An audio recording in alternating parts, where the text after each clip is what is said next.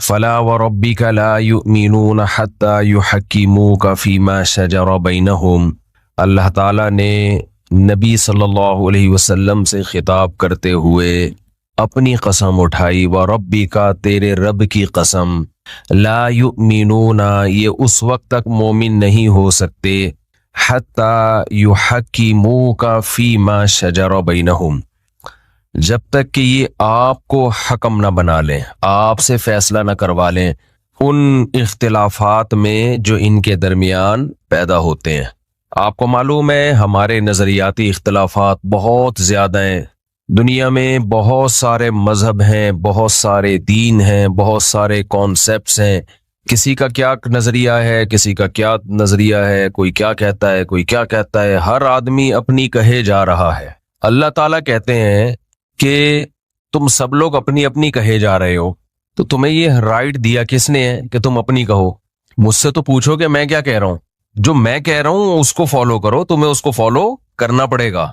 हम कहते हैं कि अगर नहीं करेंगे तो क्या होगा? अल्लाह कहते हैं इलैना तुरजाउन, जो मर्जी कर लो, आना किसके पास है? मेरे पास है, तो लौट के जाना मेरे पास है। ये एक ऐसी हकीकत है जो हमारी नजरों से ओझल हुई हुई है। अल्लाह ताला और तमाम आसमानी मज़ाहिब, जितनी भी किताबें आसमान से नाजिल हुई हैं, तौरात है, इंजील है, वो एक ही दावत को लेके घूमती हैं। वो तमाम किताबें मेरी तरफ आ जाओ, फफिर्रू इलल्लाह, अल्लाह की तरफ दौड़ो। हम क्या करते हैं? अपने मसाइल का हल तलाश करते हैं अल्लाह की तरफ दौड़ने के अलावा में। दुनिया मसाइल का हल तलाश कर रही है उमूमी सतह पे, ये होना चाहिए, महंगाई पे कंट्रोल होना चाहिए, फलानी आबादी पे भी आजकल चला रहे हैं कंट्रोल होना चाहिए। तो मेरे बारे में जब पता चलता है तो बहुत टेंशन में जाते हैं, ये होना चाहिए, वो होना चाहिए। अल्लाह ताला कुरान में क्या बयान करते हैं? भाई छोड़ दो, क्या होना चाहिए ये किसका काम है? ये अल्लाह का काम है। तुम्हें वो करना है जो मैं तुमसे मुतालबा कर रहा हूं, तुम वो पूरा करो, ये छोड़ दो मेरे ऊपर। दुनिया ने दुनिया को कामयाब बनाने के लिए बहुत सारे निज़ामों का तजर्बा किया है। उन तमाम तजर्बों में बुरी तरह नाकाम हुए हैं, बहुत बुरी तरह नाकाम हुए हैं। रूस ने कम्युनिज्म का तजर्बा किया था ना, कितने सारे मुल्कों पे। सोवियत यूनियन ने एक तजर्बा किया था। जब वो तजर्बा नाकाम हुआ अफगानिस्तान में, तो गोरबाचोफ ने कहा था कि हमें इतने बड़े निज़ाम का तजर्बा पहले किसी छोटी सी रियासत पे करना चाहिए था, देखना चाहिए था कि इसका फायदा है या नुकसान। हमने लाखों इंसानों को इस निज़ाम के तजर्बे की भेंट चढ़ा दिया। उसका निज़ाम का हासिल क्या था? रूस का, सोवियत यूनियन का। जो कम्युनिस्ट थी वो कहते थे कि भाई सब इंसान बराबर है, बुनियादी जरूरतों में सब क्या है? बराबर है।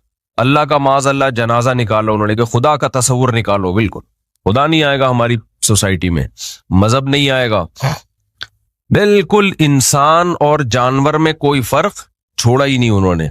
बहुत जुल्म किया, बहुत ज्यादा, उस निजाम को मुसल्लत करने में।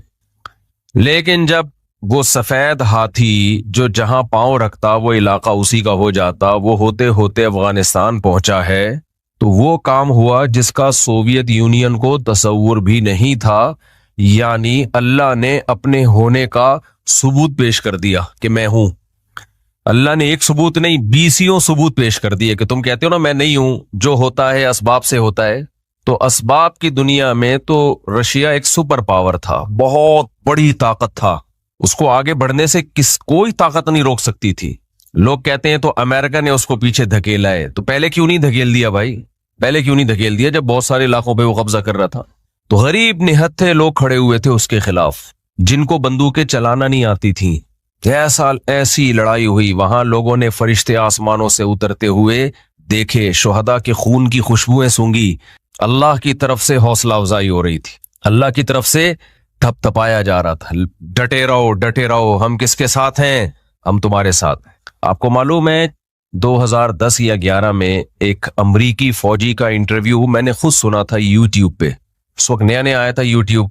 तो इंटरव्यू के दौरान एक न्यूज एंकर ने उस फौजी से पूछा कि आपको इस जंग में कैसा लग रहा है? इतने सारे वसाइल आपने झोंक दिए एक छोटे से मुल्क को फतह करने के लिए, तो कैसा लग रहा है इस लड़ाई में? उसने जवाब में कहा कि इस जंग में गॉड इनके साथ है, हमारे साथ नहीं। समझ रहे हैं? इस जंग में गॉड किसके साथ है? इनके साथ। वो फौजी गवाही दे रहा था कि कुछ है जो हम बहुत कुछ कर रहे हैं मगर हो नहीं पा रहा, कुछ है। अल्लाह अपने होने के बहुत सारे सबूत देता रहता है। हमारी आंखें अंधी हैं। अल्लाह ताला ने काफिर के लिए और जो भी अल्लाह को नहीं मानते उनके लिए दो लफ्ज कुरान में बहुत इस्तेमाल किए। अंधे हैं, बहरे हैं, अंधे हैं, बहरे हैं, अंधे हैं, बहरे हैं। हल यस्तविल आमा वल बसीर। अल्लाह कहते हैं बताओ अंधे और देखने वाले बराबर हो सकते हैं? ये अंधे हैं और जो अल्लाह को मानते हैं वो देखने वाले हैं। मैं समझा पा रहा हूं अपनी बात? तो हमारा जो सेकुलर तबका है वो अल्लाह को क्या कर रहा है? सोसाइटी से आउट। यार अल्लाह को नहीं लेकर आओ। ये सारा मसला कहां से खड़ा होता है? अल्लाह से होता है मसला। अल्लाह आएगा बीच में तो फिर वो पाबंदियां लगाएगा, ये जायज है, ये नाजायज है, ये हलाल है, ये हराम है, ये अब्बा के हुकूक, ये अम्मा के हुकूक, ये बीवी के हुकूक, ये बहनों के हुकूक, ये भाइयों के हुकूक, दाढ़ी रखनी है नहीं रखनी है, लिबास कैसा पहनना है, औरत को पर्दा करना है नहीं करना, घर से बाहर निकलते हुए मियाँ से परमिशन लेनी है नहीं लेनी। तो हमारे जितने मसाइल, औरत को जॉब करनी है नहीं करनी, इन सारे मामलात में अल्लाह मियाँ पहले रहनुमाई कर चुके हैं।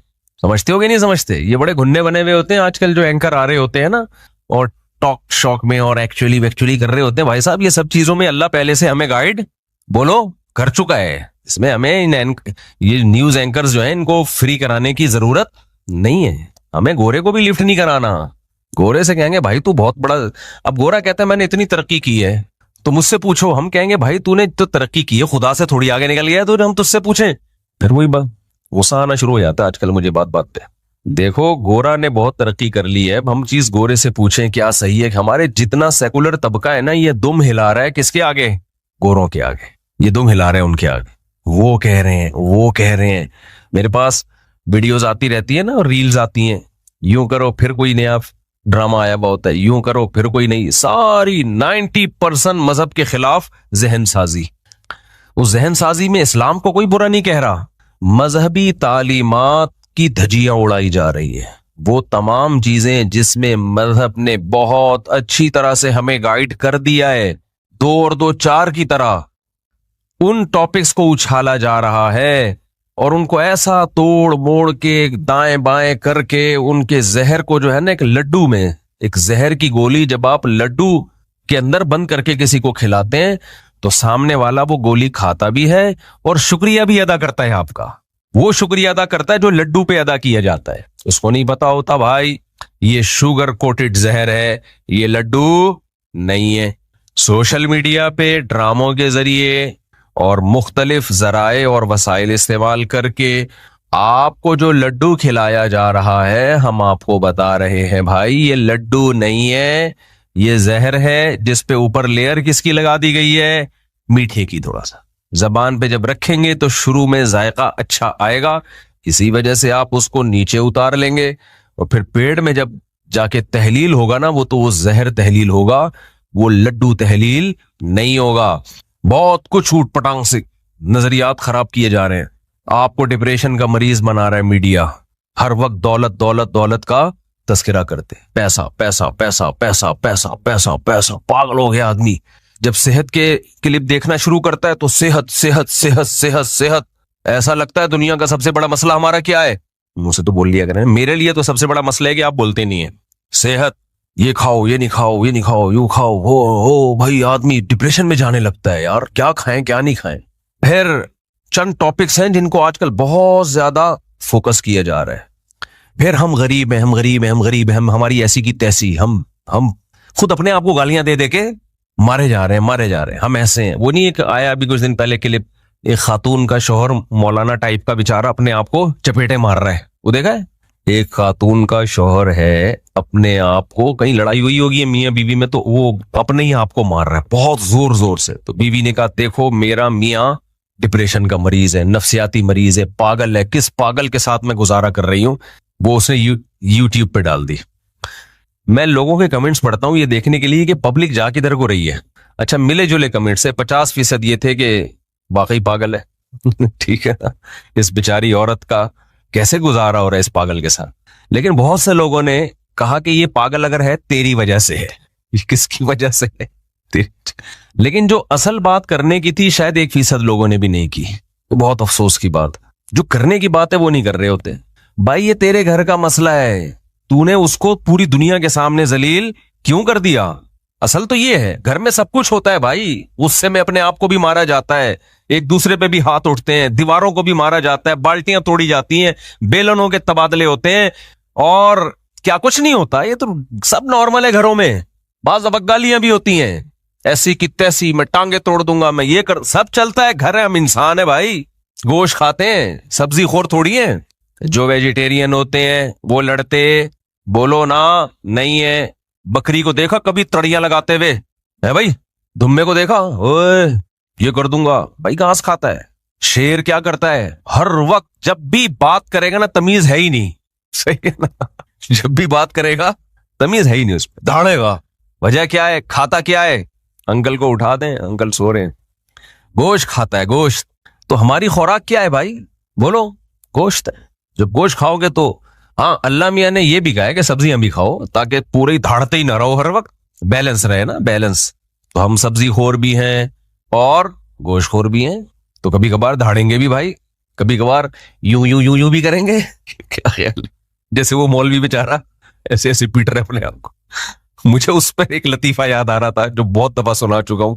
वो खातून, इस तरह की खवातीन जब अपने मियाँ को लेके जाती है ना नफ्सियाती हॉस्पिटल, तो डॉक्टर नींद की गोली देता है।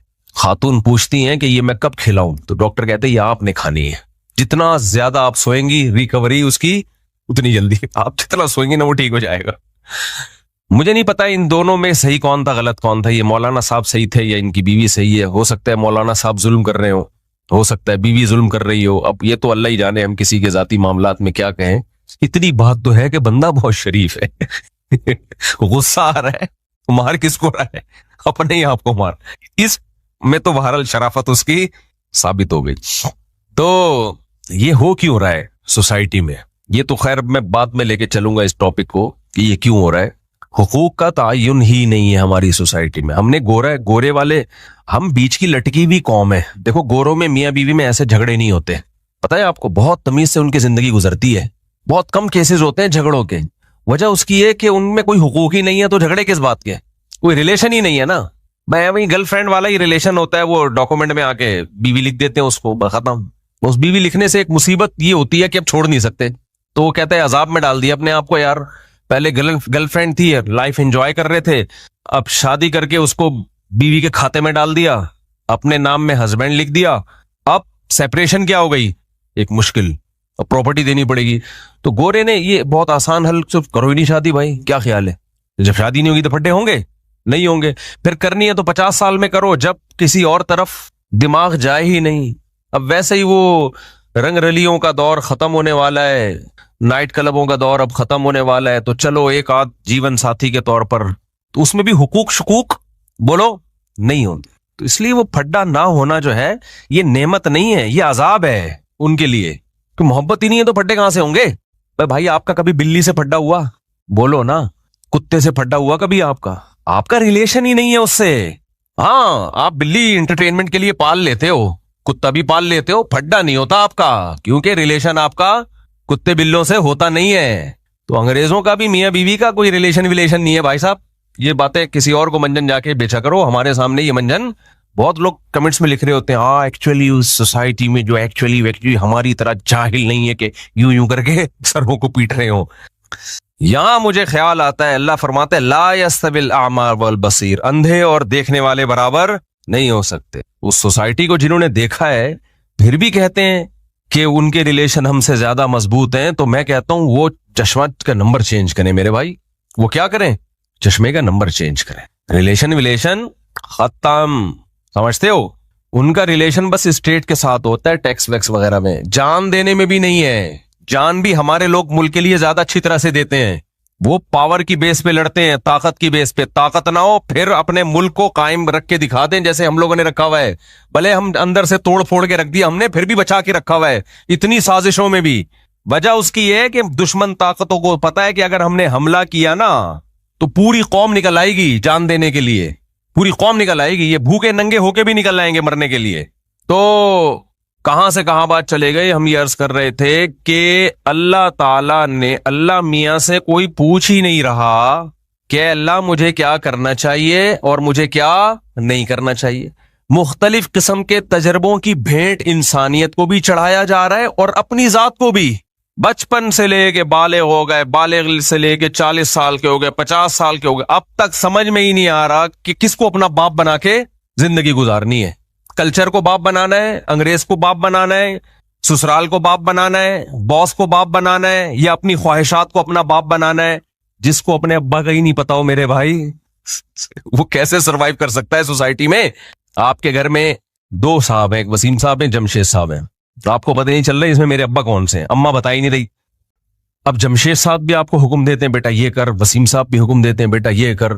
आप कहते हो यार ये जो मेरा अब्बा है उसके ऑर्डर को तो मैं मानूंगा, उसकी विरासत भी किसी मिलेगी, मुझे मिलेगी, उसके कारोबार को भी मैं सपोर्ट करूंगा, तो अम्मा तू बता तो सही, मैं तो पागल हुआ हूं दोनों की खिदमतें कर करके। अम्मा जिस दिन बता दे कि बेटा कागज में ये है, अस्तगफिरुल्लाह, यानी सच्ची में कौन है? जमशेद साहब है, ओरिजिनल भी यही है, हमारी सोसाइटी में खैर गालिब है। कागज में भी कौन है? बोलो ना, वो लतीफा याद आ रहा है ना, वो एक बच्चा जो था उसने किसी बुजुर्ग को जाके छेड़ दिया, तंग कर दिया। वो बुजुर्ग थे मुस्तजाबुद्दावात। मुस्तजाबुद्दावात कहते हैं जिनकी दुआएं ठा करके कबूल होती हो। उन बुजुर्ग की जब भी कोई दुआ मांगी है वो हमेशा कबूल हुई। उन बुजुर्ग ने कहा, उस बच्चे को बद्दुआ दी, अल्लाह करे तेरा बाप 24 घंटे के अंदर मर जाए। बच्चे ने आके घर बता दिया।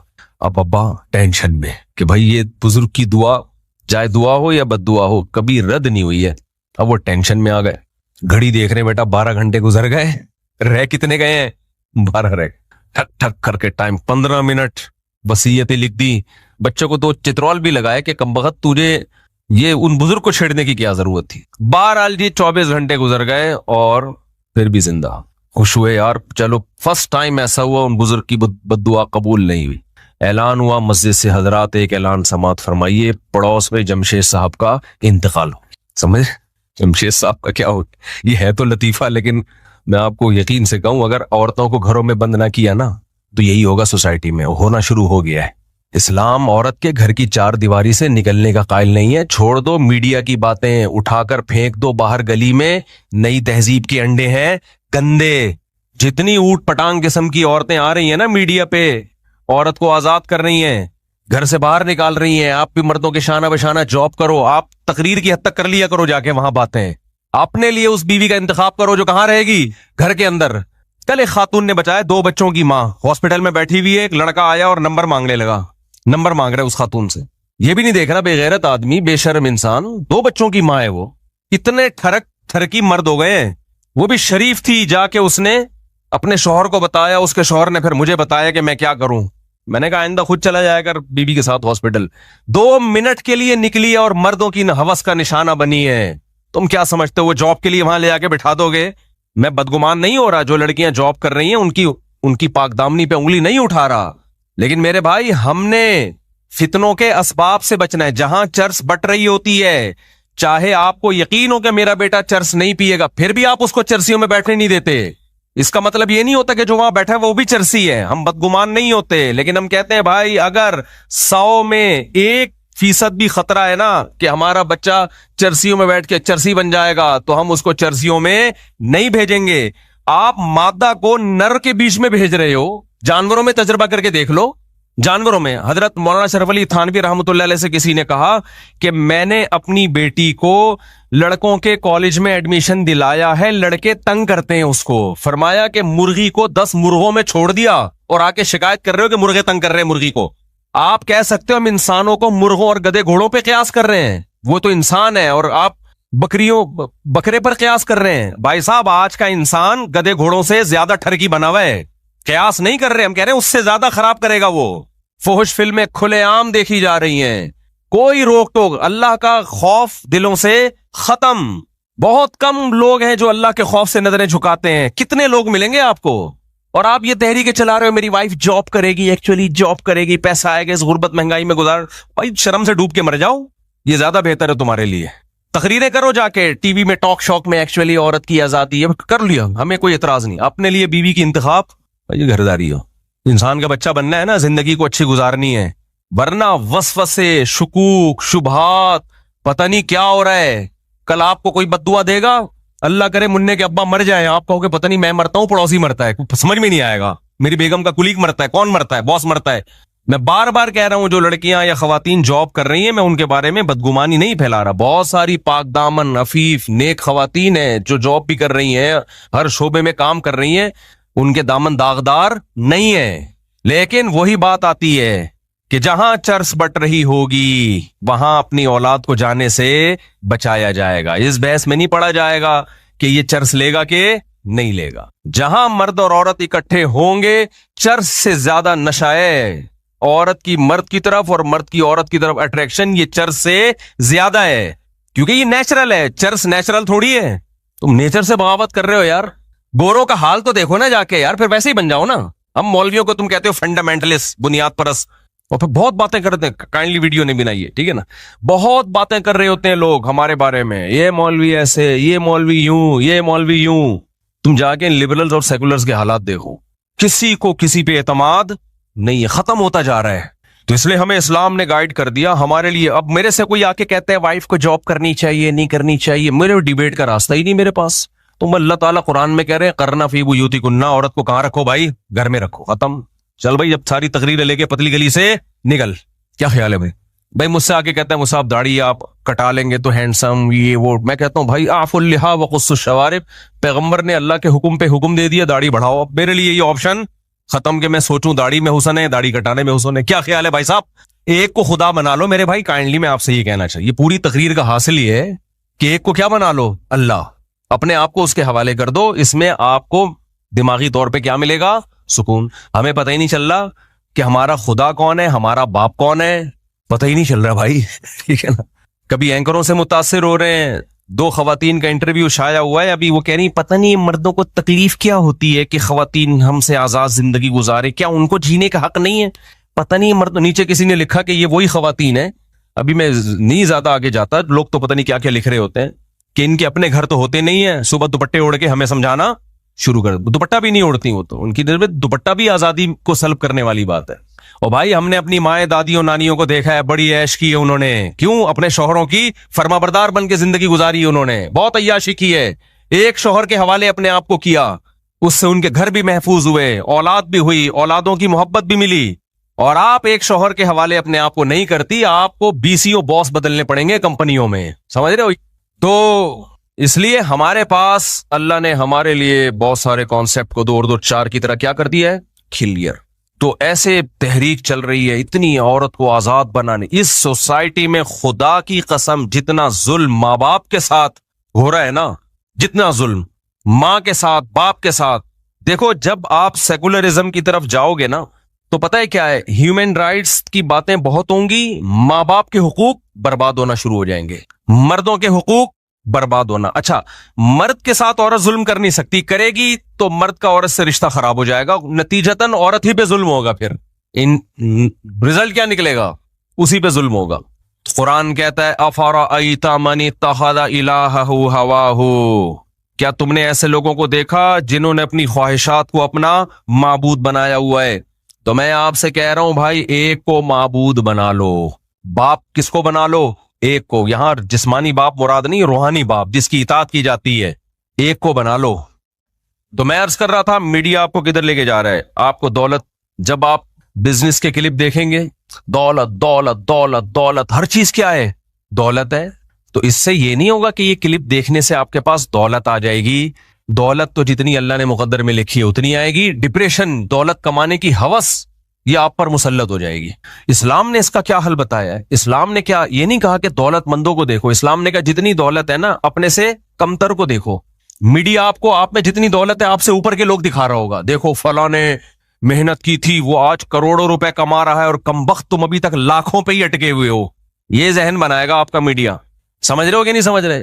वो देखो वो पूरा भेड़िया टाउन, वो मेरा बच्चे ने भेड़िया टाउन को भेड़िया टाउन बोल दिया, अल्लाह माफ फरमाए। छोटा बच्चा है, अभी बोलना सही नहीं आता, मुझे कहते हैं अब्बू भेड़िया टाउन घुमा के लाए हमें। मैंने कहा मैं पागल हूं तुझे भेड़िया टाउन लेके जाऊंगा? फिर पता चला वो बहरिया टाउन बोल रहे हैं। मीडिया आपको दिखाएगा बहुत आला लग्जरी। मुफ्ती तारिक मसूद साहब भी आपको अमेरिका के लग्जरी जिंदगी दिखा रहे होंगे। तो फिर नतीजा क्या निकलेगा? आप कहोगे यार ये है असल, लेकिन फिर मुफ्ती तारिक मसूद साहब उसका तलाफी भी कर देते हैं, ये बाहर से है, अंदर से बहुत खराब है भाई। वो मैं वहां जाके दिखा नहीं सकता, वो यहां बैठ के बता।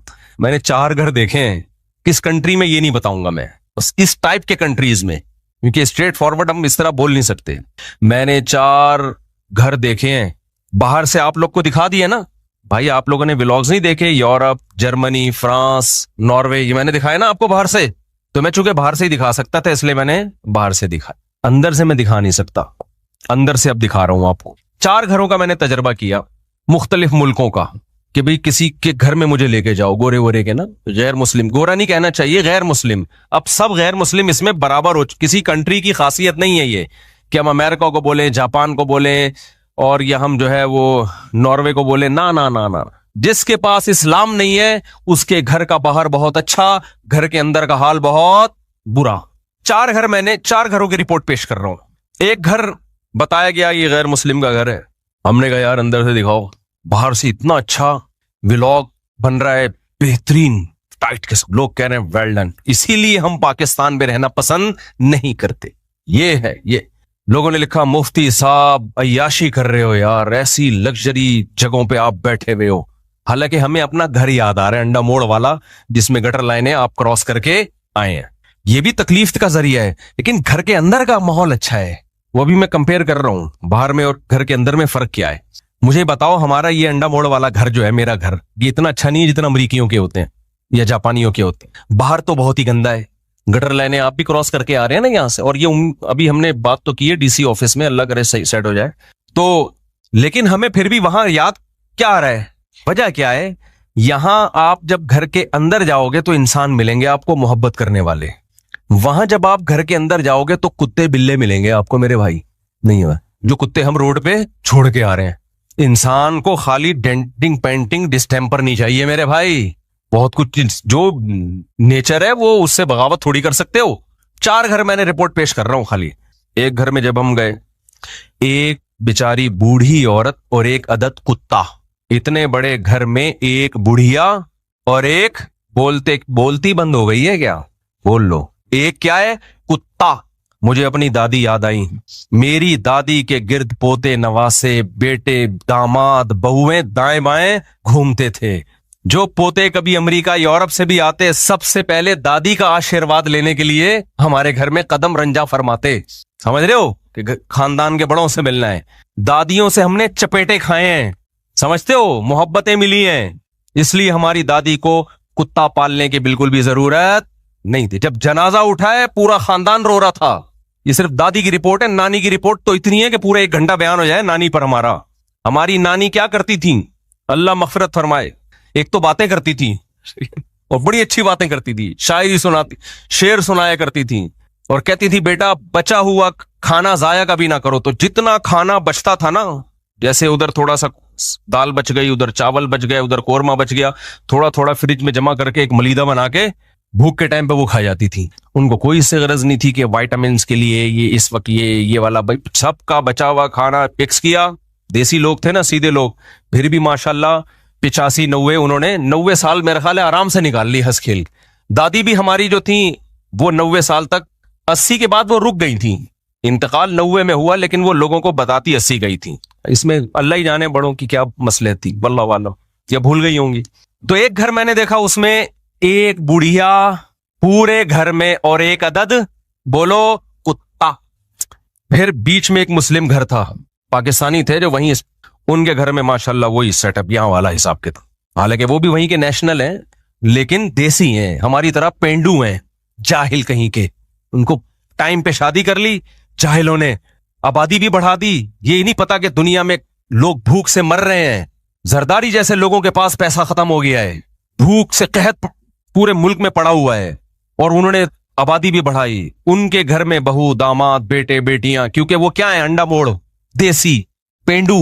अभी और गालियां देने का दिल चाह रहा है, लेकिन वो ऐसा ना हो कि वो सुन ले बयान, बोले यार ये तो क्या कर रहा है। हमारी तरह के जाहिल, इतने जाहिल नहीं जितना मैं हूं, मैं तो बहुत ही जाहिल। हमारे तो 16-17 हो गए। कल एक गवर्नमेंट के बड़े ऑफिसर से मुलाकात हुई, वो कहने लगे कि ये जो मुल्क में मसाइल इतने हैं ना, ये आबादी बढ़ने से हो रहे हैं। मैंने कहा मेरे अपने 17 है, 16 है, पता नहीं। तो मैंने कहा काइंडली आप मेरे सामने इस तरह की बातें मत करें, मसाइल हल करो बैठ के। वो हल हो नहीं रहे हैं, सारा नजला गवर्नमेंट कहां के गिराती है? असल में आबादी इतनी बढ़ रही है, आबादी है। भाई साहब, ये गटर के ढक्कनों का आबादी से क्या ताल्लुक है? गटर लाइनें जो बह रही हैं, पानी पीने को नहीं मिल रहा, तो क्या पानी कम हो गया है क्या? एक घर में पानी इतना आ रहा है कि वो बहता चला जाता है पूरी पूरी रात। दूसरे घर में नलका खोलो, हवा के अलावा कुछ भी नहीं है। इसका मतलब आपकी डिस्ट्रीब्यूशन सही नहीं है, आप तकसीम नहीं सही तरीके से कर रहे। मैंने कहा पहले ये सारे मसाइल हल कर दे, फिर भी अगर मसला हल ना हुआ ना तो मैं 2 बच्चे अच्छों के खुद में चलाऊंगा तहरीक। भाई सब कुछ हो गया, फिर भी देखो खाने को नहीं है, इसका मतलब आबादी बढ़ रही है। काम आप पहले पूरा कर लो। मैंने कहा हर शख्स को सोने के निवाले खाने को मिलेंगे, हर शख्स को। इतना अल्लाह रिज़्क बरसा रहा है। अल्लाह तो जब पानी बरसाता है ना, इतना देता है, अल्लाह कहता है तुम मग्गे लेके बैठे ही नहीं हो, डैम बनाए नहीं है, पब्लिक को बहा के ले जाएगी ये बारिश। इतना लंगर नहीं बट रहा होता जैसे, और लंगर में लोग दब दब के मर रहे हो। कहीं देखो बिरयानी बट रही है लंगर की, और इतनी बट रही है कि लोगों ने उसको स्टोर करने का इंतजाम किया नहीं। उसी बिरयानियों की थैलियों में गरीब मर मर के दब दब के पहाड़ बन रहे हैं उसके ऊपर। उसमें यह कहना कि रिस्क की कमी है, भाई रिस्क की कमी नहीं है, रिस्क के वसाइल बहुत ज्यादा हैं। मसला आप उसको कशकोल लेके, कोई बाल्टी लेके, कोई शॉपर लेके आप आए नहीं हो, आप स्टोर ही नहीं कर रहे, उसको सही तरह से तकसीम ही नहीं कर रहे। तो मैं रिपोर्ट पेश कर दूं, दूसरा घर पे मैं गया, बीच में तो हमारे जैसे पेंडू लोग रहते हैं ना पाकिस्तानी, उनके तो घर में जाओ तो बेटे बेटियां बहू दामाद सब सेटअप चल रहा है। कुत्ता मुत्ता मुझे काफी तलाश के बावजूद नजर नहीं आया। मैंने कहा शायद किसी अलमारी के नीचे छुपाया हुआ वो कुत्ता, वॉशरूम जाके चेक किया, कोई कुत्ता नहीं। तीसरा घर, फिर उसके पड़ोस में वो गैर मुस्लिम का। किस मुल्क की बात कर रहा हूं ये नहीं बताऊंगा मैं, मेरा मकसद किसी मुल्क को बदनाम करना नहीं है। मेरा मकसद जब इस्लाम छोड़ोगे ना तो एंड यही होगा, एंड यही है। हिंदुओं का भी फैमिली सिस्टम इतना तबाह नहीं हुआ, थोड़ा कल्चर चल रहा है, लेकिन हिंदुओं जिस स्पीड से गोरों को फॉलो कर रहे हैं ना, इंडिया का भी यही हशर होने वाला है। वहां भी सिर्फ मुसलमान बचेंगे फैमिली वाले, वरना वो भी बदतर हालात। तो पड़ोस में जब मैं गया हूं तो एक और घर, ये दूसरा घर है, उसमें एक बुढ़ा और एक कुत्ता। नहीं आई बात, ये वो कौम है जो कहां पहुंची है, चांद पे। एक बूढ़े मियां गोरे और एक अदद बोलो कुत्ता, कुत्ते पे दे पे तशदीद है, कुत्ता। मैं हैरान, जो बीच में रहते थे, मैंने उन लोगों से कहा कि इन दोनों को ही मिला दो, बुढ़ा को बुढ़िया के साथ कर दो, वहां पे क्या ख्याल है? वो बेचारा अकेला वहां रह रहा है। हमें फिर अपने बाप वालिद याद आते थे बुढ़ापे में, दादा नाना याद आते थे यार, एक उनकी लाइफ थी भाई, हमारी तरह के पेंडू थे, कैसी मजे की लाइफ गुजारी है उन्होंने भाई। ये बेचारा बूढ़ा आदमी ये लाइफ किसके साथ पास कर रहा है? एंटरटेनमेंट के लिए इसने क्या रखा हुआ है, बोलो कुत्ता। तो मैंने जो बीच में रहते थे उनसे बोला कि इस बूढ़े को बोलो तू वहां चला जा, मैं निकाह पढ़ा दूंगा, मैं आया हुआ हूं। मैं बहुत से लोगों के मैंने शादियां कराई हैं, बूढ़े को बोलो थोड़ा सा वहां चला जा, तो उससे फायदा ये होगा कि एक घर में 2 अफराद हो जाएंगे, एक बूढ़ा एक बुढ़िया और 2 कुत्ते हो जाएंगे। हो सकता है कुत्तों का भी आपस में कोई सलाम दुआ हो जाए। कुत्ते को भी टेंशन दी हुई है बिला वजह की यार, अकेलेपन में। ये कितने घर हो गए टोटल, बोलो 2। ये अंदर की दुनिया दिखा रहा हूं, बाहर की तो मैंने दिखा दी ना, अब कौन सी दिखा रहा हूं, अंदर की। जी च्यूंटी है, चलो खैर। अब घर नंबर 3, टोटल मैंने अभी, चलो अभी ज्यादा नहीं, टोटल जितने देखे वो फिर लंबी कहानी हो जाएगी, इसी टाइप के हैं, इससे ज्यादा कुछ भी नहीं है। घर नंबर 3, घर नंबर 3 जो था ना, वो था किसी अरबी का, जिसके बाप दादे सदियों पहले आके आबाद हो गए थे किसी गैर मुस्लिम कंट्री में। उस अरबी, शायद वो मुसलमान हो, वल्लाहु आलम। हमने कहा कि काइंडली हम आपका घर देखना चाहते हैं, अंदर से कैसा है। बल्कि पहले घर नंबर 3 बता दूं, एक और थे हमारे दोस्त, मैंने कहा यार मैं इनके अंदर से घर देखूंगा। उन्होंने कहा चलो, घर से बाहर जाके खड़े हो गए, बेल बजा रहे हैं या कोई, मुझे याद नहीं अभी क्या कर रहे हैं, वो कोई बंदा ही जवाब नहीं दे रहा। मैंने कहा बाय द वे इस घर में कितने अफराद रहते हैं? उन्होंने कहा एक बुढ़िया। तीसरे घर पे कितने टोटल अफराद हैं? एक अदद बुढ़िया। तो मैंने कहा दरवाजा क्यों नहीं खोल ली भाई? कह रहे हैं उसका मूड है, कभी गेट खोलेगी कभी नहीं खोलेगी। काफी देर हम खड़े रहे, पतली गली से निकल लिए। दरवाजा, बेचारी कोई मसला होगा। मैंने कहा ये अकेले कैसे जिंदगी गुजार रही है? उन्होंने बताया कि इस बुढ़िया के 1 साल में 3 बॉयफ्रेंड बुढ़े चेंज हो चुके हैं। यानी एक लाइफ को, एक तन्हाई दूर करने के लिए एक आता है बुजुर्ग, वो हो सकता है शेखुल वज़ाइफ हो उनका, उससे कोई दम बम करवाया या क्या किया, तो फिर उससे ब्रेकअप हो गया। इस उम्र में क्या हो रहे हैं, बोलो ब्रेकअप। फिर कोई दूसरा, खैर अब ऐसे ही पड़ी हुई है, पता नहीं कि कब दारे फानी से कूच कर जाए। गवर्नमेंट का सिस्टम बहुत अच्छा है, बूढ़ों को बड़ा प्रोटोकॉल दिया जा रहा है कि भाई जरा सी कोई इमरजेंसी हो, आपने ये बटन दबाना है, फौरन एम्बुलेंस आएगी, आपको ले जाएगी। ये सिस्टम तो सिस्टमैटिक दुनिया है बहुत, इसमें इसके परफेक्ट होने में दो राय नहीं हो सकती। हमारे यहाँ बूढ़ा शायद बटन पे पांव रख के भी खड़ा हो जाए ना तो एम्बुलेंस नहीं आएगी। सिस्टम की बात नहीं कर रहा, सिस्टम में तो भाई हमसे बहुत आगे हैं। वॉशरूम में बटन लगे हुए हैं, किसी बूढ़े को कुछ मसला हो जाए, हमारे यहाँ तो बूढ़े वॉशरूम में जाके हार्ट अटैक से गिर के 3 दिन बाद बास जगहों पर लाश दरियाफ्त हुई है। पब्लिक टॉयलेट में गए, बदबू से पता चला जी यहाँ कोई बुजुर्ग पड़े हुए हैं। वहां ऐसी धांधलियां नहीं है। सिस्टम की मैं बात नहीं कर रहा, इस्लाम से दुश्मनी की साइड इफेक्ट बता रहा हूं, समझ रहे हो। सिस्टम उन हुकूमतों का हमसे करोड़ा गुना बेहतर है, तभी दो चीजों को लोग खल्त-मल्त कर देते हैं, इसलिए हकीकत तक पहुंच नहीं पाते। इतना अच्छा सिस्टम होके भी नाकाम है, क्यों? इस्लाम नहीं है। अगर हमारा वाला सिस्टम होता तो फिर क्या हशर होता? क्या क्या ख्याल है, सोचो। सिस्टम अब हमारा जो सेकुलर लिबरल तबका है ना, हमें वो कल्चर दे रहा है जो गोरों वाला है। अबे हम तो उनसे 10 गुना ज्यादा नाकाम हो जाएंगे अगर हम इस सेकुलरिज्म और लिबरलिज्म की तरफ आ गए। हमारे पास तो सिस्टम भी नहीं है। आप नस्लें रोकोगे, लोगों के एक आध बच्चे, एक साहब से मैंने कहा कि तुम वो बड़ी तरगी में चला रहे हैं, गवर्नमेंट के ऑफिसर हैं कि बच्चे 2 ही अच्छे। मैंने कहा भाई साहब आपके पास तो ओल्ड हाउस भी नहीं है, अंग्रेज के पास ओल्ड हाउस तो है। गरीबों को आप कह रहे हो बच्चे ना पैदा करो, इनको इन बूढ़ों को संभालेगा कौन? आप संभालोगे? ये तो रोडों पे मरेंगे। अभी बच्चे पैदा करके ठेला लगा के टमाटर लगा के संभाल तो लेता है अपने बाप को। बिल्कुल सेंसलेस। जब इंसान गुलामी में टाइम गुजारता है ना, उसकी अपनी कोई सोच नहीं होती। शुक्र है हम मदरसे में आ गए, मौलवी बन गए, कुछ सोच तो है हमारी। घर नंबर कितने हो गए? 3। वहां भी एक बेचारी बुढ़िया, किसी भी वक्त उसके इंतकाल की खबर आ सकती। एक बुढ़िया मुसलमान भी हुई इसी चक्कर में। उसने जब मुसलमानों के यहाँ देखा ना इन मुल्कों में कि यार तुम्हारे यहाँ तो दादा दादी को गुस्ल दिया जा रहा है, इतने पब्लिक आके रो रही है। अच्छा, लोग एक बात करते हैं कि ऐसा नहीं है, मुफ्ती साहब बहुत मुबालगा करते हैं, वहां भी फैमिली वाले लोग हैं। पार्कों में हमें बहुत से गोरे बच्चों के साथ नजर आते हैं, वाइफ के साथ, बच्चों के साथ। ये बिल्कुल ऐसा ही है जैसे आपका अस्पतालों में हमें इतने पर मरीज नजर आते हैं, इसका मतलब इस मुल्क में मरीज ही मरीज हैं। भाई आप अस्पतालों में जाके मरीजों की तादाद चेक कर रहे हो तो वहां 100% मरीज ही मिलेंगे। उससे ये अंदाजा नहीं होगा इस कौम में सारे क्या हैं? मरीज हैं। तो पार्कों में तो फैमिली वाले लोग आते हैं, इससे ही थोड़ी पता चलता है कि सारा खानदान में फैमिली सिस्टम ही चल रहा है उनके यहाँ पूरे मुल्क में। वो तो सेलेक्टेड लोग हैं जो पार्क में आ गए। नहीं आ रही मेरा ख्याल है बात?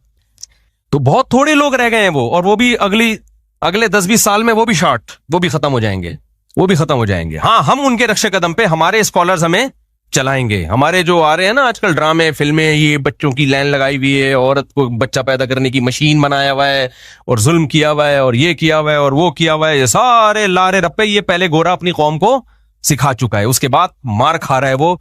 और अब हमारे ही जो मीडिया पे ना इसी किस्म की तहरीकें, ये मौलानाओं की बातों में मत आओ, मुल्क में महंगाई देखो किधर जा रही है।